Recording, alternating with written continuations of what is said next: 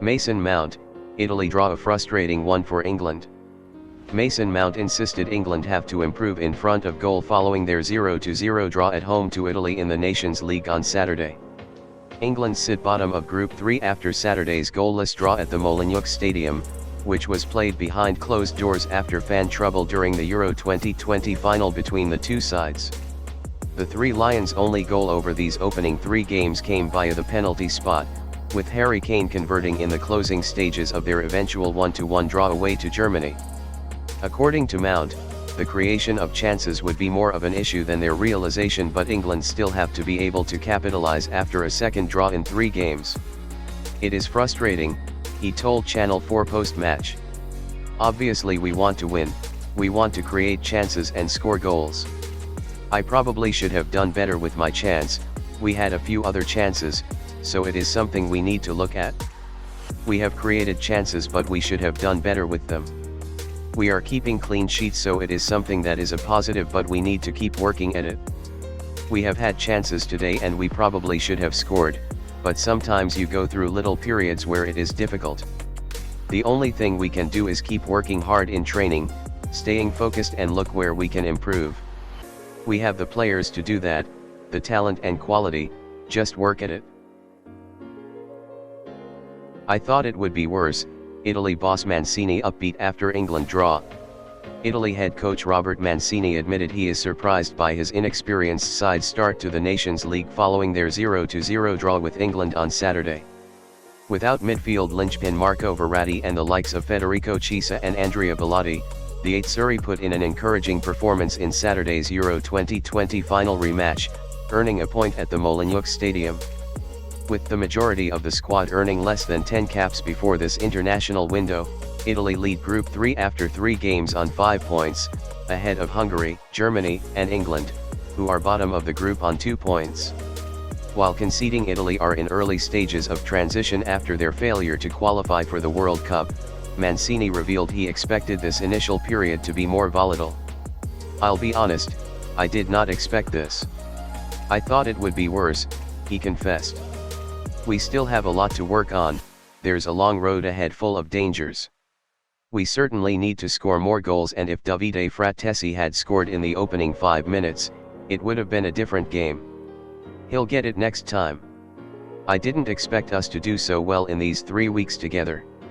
It's important that we haven't changed our style of football, even when the personnel did." Flick rues too many mistakes as Germany draw again. Germany head coach Hansi Flick said his side made too many mistakes as they were forced to settle for another Nations League draw in Hungary on Saturday.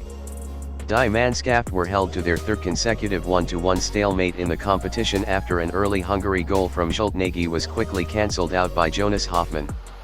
Having also tied 1-1 in a friendly with the Netherlands in March, it is the first time ever that 4 successive Germany games have had the same scoreline.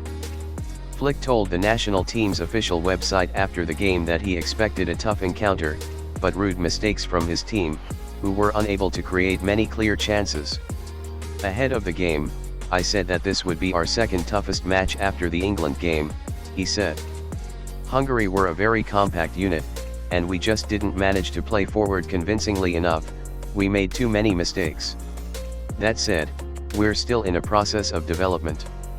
We need to make sure we learn our lessons from this game. We lacked a bit of conviction." Germany remained 3rd in Group A3 after England and Italy played out a 0-0 draw, and they host the Azzurri at Borussia Park on Tuesday, still looking for their first win of the tournament.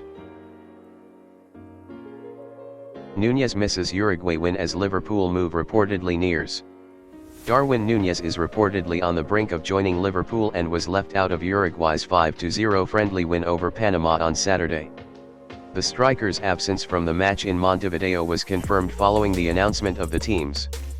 A short message on Uruguay's Twitter page simply listed Nunez among 4 players who would play no part in the game, with no reason given. That development came as speculation mounted around a moot move to Liverpool, with Benfica reportedly set to receive an initial fee in the region of £68.3 million, €80 million. The Reds have seemingly won the race for one of the most sought-after strikers in world football.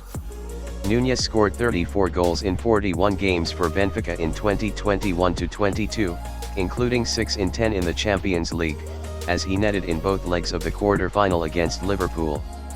The 22-year-old signing would seemingly accommodate the sale of Sadio Mane, who has been the subject of interest from Bayern Munich ahead of his contract expiring next year. Martinez blasts shocking decision after Belgium denied by late Wales leveller. Roberto Martinez felt Belgium had 2 Nations League points taken away from them by the VAR after Brennan Johnson's late equaliser gave Wales a 1-1 draw. Youri Tielemans' 50th minute strike looked as though it would prove enough for Belgium, who were without Thibaut Courtois and Romelu Lukaku in Cardiff. But Wales, who had an early Ethan Ampadu strike contentiously ruled out by the video assistant, were grateful to see Johnson's 86th minute leveller allowed to stand despite the linesman initially flagging for offside. Martinez, however, was left furious by the decision. "I can't analyze this game until I get an explanation from someone about that goal against. It was a shocking decision," Martinez told VTM. "The assistant referee makes the right decision, but somehow the VAR makes it in his head to overrule. Those lines are not parallel. We should have won this match. They took 2 points away from us tonight, it was simply offside. My players don't deserve this, because we defended really well." Southgate puts England woes down to final third sharpness, not cautious tactics. Gareth Southgate dismissed suggestions England's recent struggles are down to a conservative approach, instead ruing a lack of sharpness in the final third. England drew 0-0 with Italy on Saturday as the Three Lions were left rooted to the foot of their Nations League group with just 2 points from 3 games. Across the trio of matches played this month, England have scored just 1 goal, Harry Kane's penalty in the 1-1 draw with Germany. The Three Lions' performances have been widely criticized, and while they did create chances against the Azzurri, they were at times second best to a team undergoing something of a transformation. A common criticism of England throughout Southgate's time in charge has been that they lack an identity beyond their often pragmatic approach, but he did not want to entertain such an idea this time. Asked if he saw the performance as cautious, Southgate told Channel 4, "I don't see how you can really." Depay, Netherlands draw feels like defeat after penalty miss. The Netherlands draw with Poland felt like a defeat for Memphis Depay after he missed a potentially game-winning penalty in second-half stoppage time. Poland left Robert Lewandowski on the bench but went ahead in the first half through Matty Cash, and extended their lead via Piotr Zielinski 4 minutes after the restart at De Kuip. Goals from Davy Klaassen and Denzel Dumfries restored parity just 5 minutes later, and Cash's handball gave Depay a chance to secure all 3 points in the Nations League Group A4 game. However, the Barcelona attacker's spot kick hit the post, making him the first Netherlands player to miss 3 penalties. "I missed it, and unfortunately that can happen. I had the winner on my foot but I didn't score it," Depay told NOS. "I practice penalties and score them often enough. It just has to go in, because then we win the match. Now it feels like a defeat. They sat back, especially in the first half, and then the spaces are small. They also took the lead when they hadn't really had a chance before it, and they were then 10 players behind the ball." Juventus striker Villahovic addicted to scoring goals. Juventus striker Dusan Vlahovic claims he has an addiction to scoring goals. The Serbia international has certainly done a good job of feeding that addiction, bagging 38 goals in 58 Serie A appearances for Fiorentina in the past 2 seasons before scoring 7 in 15 for Juve following his big money move in January. Villahovic joined the Bianconeri from Fiorentina for a reported fee of €70 million and settled well into life in Turin, helping his new side clinch 4th place and a Champions League spot. Speaking to Icon magazine, the 22-year-old did not hold back when asked what scoring goals means to him. "It's something that fills me," he said. "It pervades me completely, so when I don't feel this emotion, after the game, I feel on the ground, empty. It feels like flying. I feel in 7th heaven, I fly. It's a kind of fuel, and once you've tried it, you have to have more, and then again," you have to live that emotion at all costs. It is an addiction that stimulates you at all times. That's what I live for. Villahovic arrived with a big reputation and reached double figures for goal involvements in all competitions in his 21 outings for Juve in the second half of the 2021-22 season.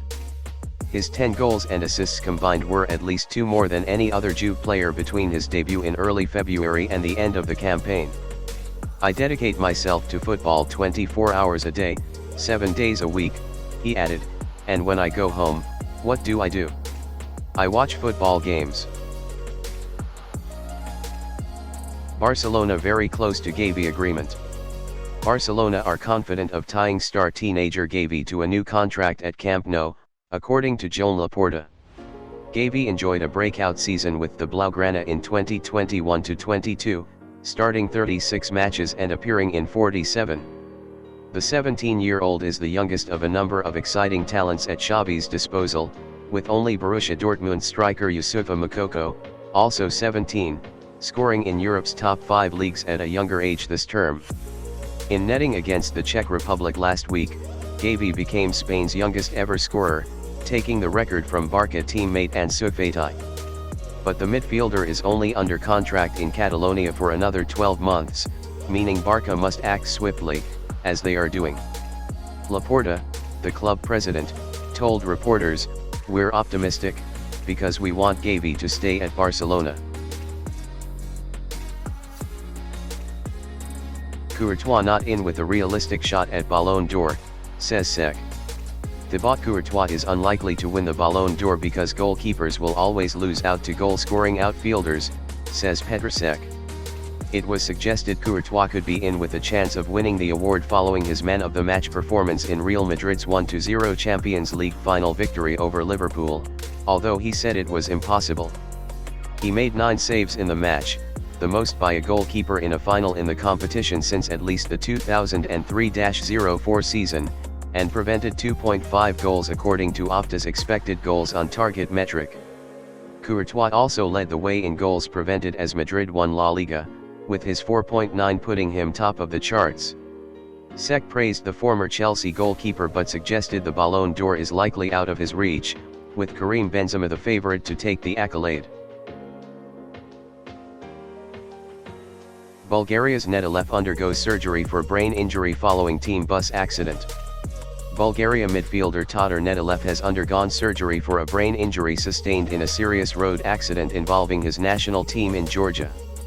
The Bulgaria team were traveling to their hotel in 2 separate coaches when the accident happened in Tbilisi ahead of Sunday's Nations League match with Georgia.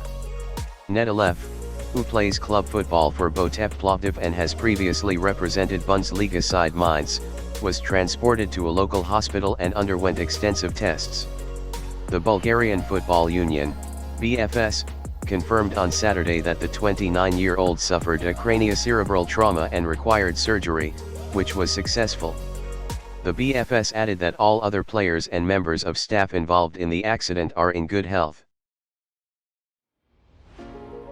Milan Municipality about building a new stadium, everything is ready.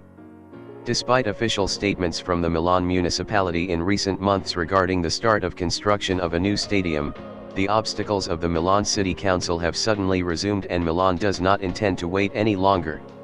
Jerry Cardinali, the manager of the company and the new owner of AC Milan, as soon as he arrived in Italy, visited one of the 2 possible areas for the construction of the new Rossoneri Stadium, and if Milan do not issue the final permit, they will move to the Sesto San Giovanni area. We are working on it, but it is not up to us alone. Under any circumstances, we will be ready quickly. It is completely private and the owner has agreed to the sale, while the council agrees. So we only need the green light of Milan and Inter to start the construction of the stadium. Jerry Cardinali intends to enter the implementation and operational phase of the €1 billion Milan Stadium as soon as possible, and if Inter does not agree for any reason, the project will go it alone.